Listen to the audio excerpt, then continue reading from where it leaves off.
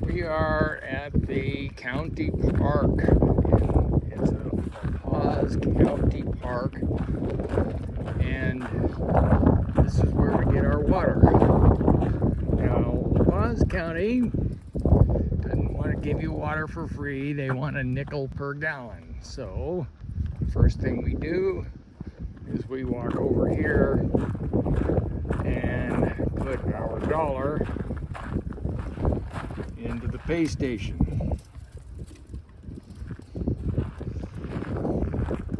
Because we're going to be getting 20 gallons. So 20 gallons equals $1 at a nickel a gallon. Alright, I'm all hooked up, ready to start putting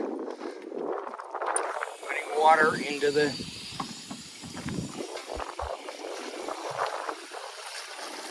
my jugs.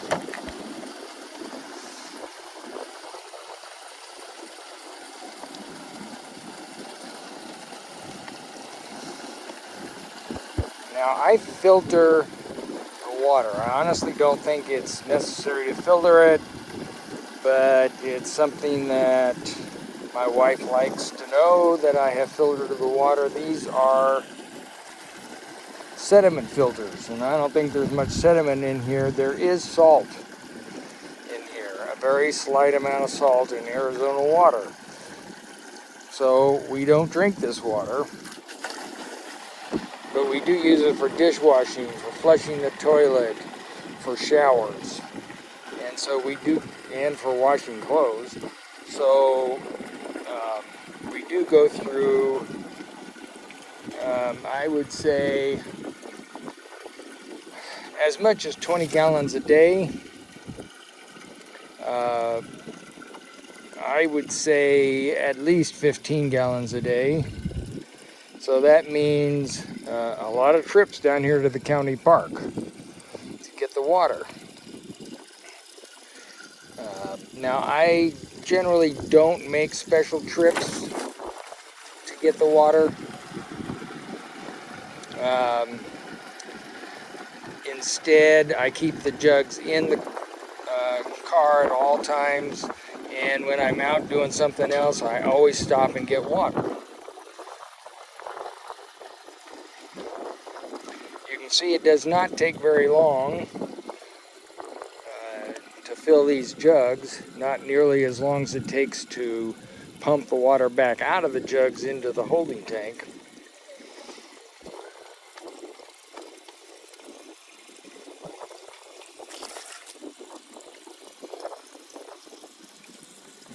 Okay, one more to go.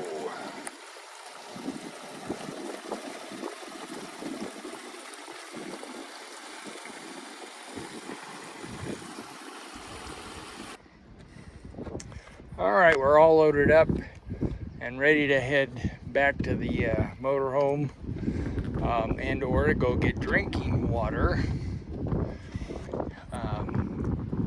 So I just wanted you to know that this county park is only 2 miles from our parking location, so it's very convenient. I think that's pretty important. Since you use a lot of water, it's important to have a water source close by.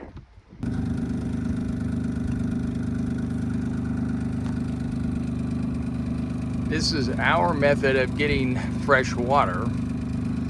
We have 4 of these 5-gallon containers that I fill nearly every day, and then transfer the water using the onboard pump into the fresh water tank.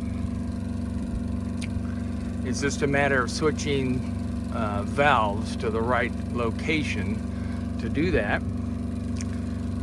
When we had a 5th wheel and a pickup truck, I would gravity feed 20 to 30 gallons of water at a time into the fresh water tank because I had a water transfer container basically an ice chest with a hose fitting at the bottom, and I could transfer the water 30 gallons at a time. But this coach, this motorhome, has no easy way to gravity feed water, and I discovered that using the antifreeze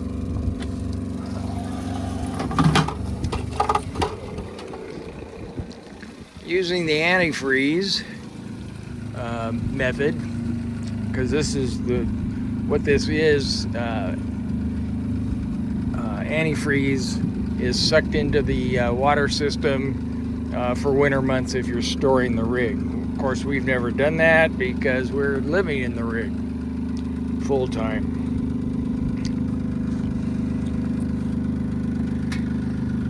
Starting the sun. There we go. The problem with this 3/4 tubing is it kinks. Huh. The So, half-inch doesn't, but the 3/4 goes faster because it's a lot bigger diameter. So explain what you're doing here, Gary. Well, we're just siphoning water out of these 4-gallon water jugs into our tank, our freshwater tank. And I bought these siphon tubes at the RV show. One year we bought 1/2-inch tubes, and they work, but these 3/4-inch tubes worked a little faster. The only problem with them is they kink a little bit. That's why the strings are there to try to straighten the kinks out. Oh, interesting. Sort of works. This basically is gravity feed, and Yep. you're not having to pump your water. Just gravity feed. And I just use this ladder to hold it up. I probably could put it on top of the car or somewhere, but this works good for us because I happen to have the ladder anyway. Good morning, Jeannie. Good morning. It is kind of a job for 2 people, just to manage all the hoses and the suction and everything. But it goes really fast. Well, it sure seems to. You know, I have to pump my water, but you've got a way to to gravity feed the water. Most motorhomes seem like they have a hose, a gravity type feed on the water tanks, at least the ones I've seen. That's the hose connection. If you had a pressurized system, your city water, you could fill your tank. Well, I haven't found an easy connection to my That's a fresh water. disadvantage. So don't buy a motorhome that doesn't have a gravity feed in it.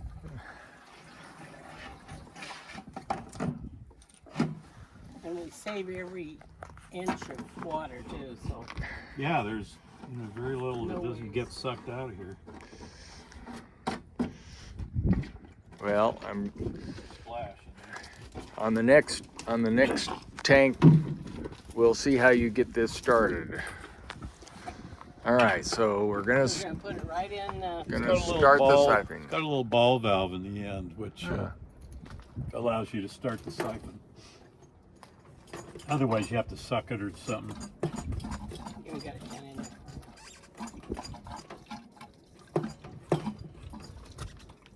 I don't know, for some reason this morning I'm having trouble. Yeah. Here, you want to go? I guess you better. You do a better job at this. Oh, it looks like like you said, it's kinked right there. Maybe that's what's the problem is.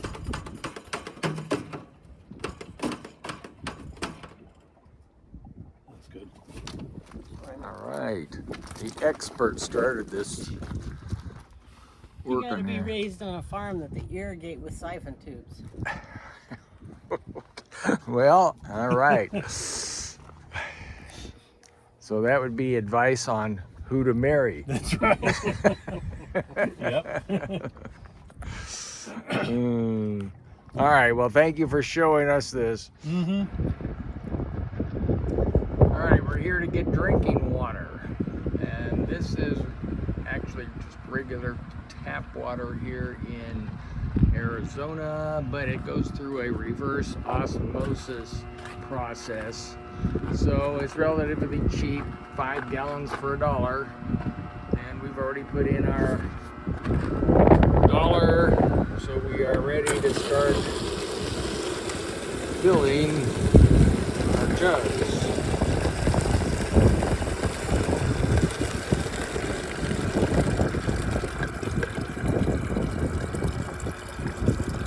And so I have 5 jugs with me, just enough for the 5 gallons that I have paid for.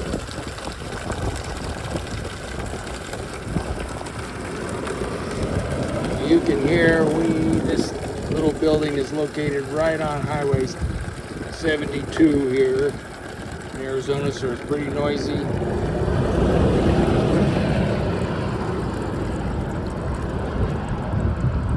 And I will finish up with my jugs. And I just wanted you to see how we get drinking water